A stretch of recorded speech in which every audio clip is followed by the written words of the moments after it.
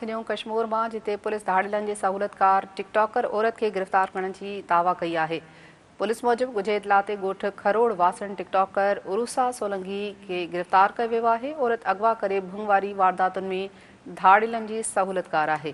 यह अहम खबर नासमा से शेयर कयूं पिया। कश्मीर पुलिस धाड़िलन की सहूलतकार टिकटॉकर औरत के गिरफ्तार करने की दावा कई है।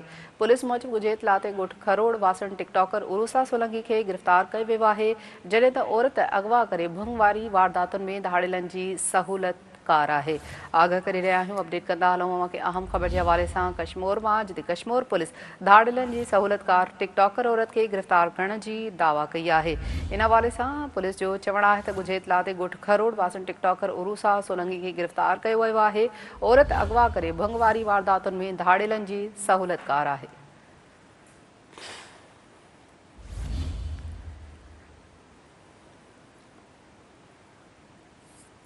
अहम खबर के हवाले से अवांखे आगाह कयूं पिया। कश्मीर पुलिस धाड़िलन की सहूलतकार टिकटॉकर औरत के गिरफ्तार करने की दावा कई है। पुलिस मूजिब गुझे इतला ते गोठ खरोड़ वासन टिकटॉकर उरुसा सोलंकी के गिरफ्तार किया वियो है। औरत अगवा करे भंग वारी वारदातुन में धाड़िलन की सहूलतकार है।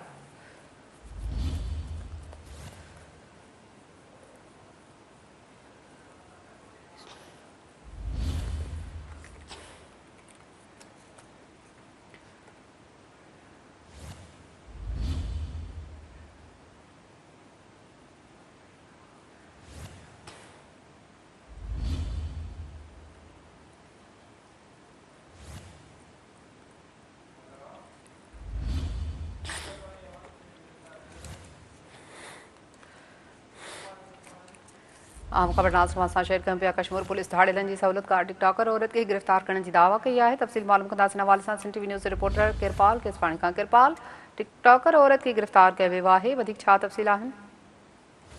जी, कश्मीर पुलिस पारां जो दावा कई विया है कि टिकटॉकर जेका औरत है मसमत अरुसा सोलंकी जो उनके धाड़िलन के सहूलतकार हुजण जो है तहत उनके गिरफ्तार किया वियो है। हुन कश्मीर पुलिस पारां इन हवाले से मुख्तलिफ जो बयान जो जारी किया हिकिड़े क्या है तो ही औरत है वह पंजाब के पंजाब सिंध जो दंग है उन रेमियार ज़िले जो खरोड़ इलाको उनकी रहवासी है। उनके धाड़िलन की सहूलतकारी जो कंदी उनके ॾोहण में उनसे सहूलत करी उनके जो है इल्ज़ाम हेठि उनके गिरफ्तार किया वियो है। जॾहिं त असुल में जो ॻाल्हि जेका साम्हूं आई है तो वह इहा आई है तो औरत जो गिरफ्तार थियल औरत है मसमत अरुसा सोलंकी वह ॻोठ है जंगू जमाली तालको जोई ज़िलो दादू उनकी रहवासी है। उनके जो है गिरफ्तार किया वियो है। हाँ हिन महिल कश्मीर पुलिस जो चवण है तो असां उनके जो है धाड़िलन की सहूलतकारी वाले इल्ज़ाम हेठि गिरफ्तार किया है। मतलब केस भी दाख़िल किया है पर इन महिल जांच जो है अञा वह जारी है